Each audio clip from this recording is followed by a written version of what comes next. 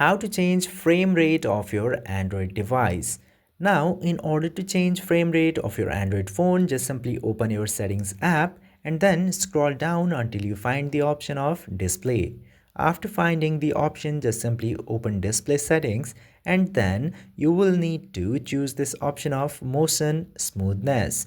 Tap to motion smoothness and then you will get two options right here. First one is high and second one is standard. If you want your frame rate to be higher, just simply choose the high option, and if you want a lower frame rate, choose standard. You might have options such as 120 and 30 Hz of your frame rate. If you have higher rate or lower rate than this, it might be different. Just simply choose the higher or lower rate as you want from this section and tap to apply button, and your frame rate of your Android phone will be changed. I hope this video was informative to you. If yes, don't forget to hit that subscribe button.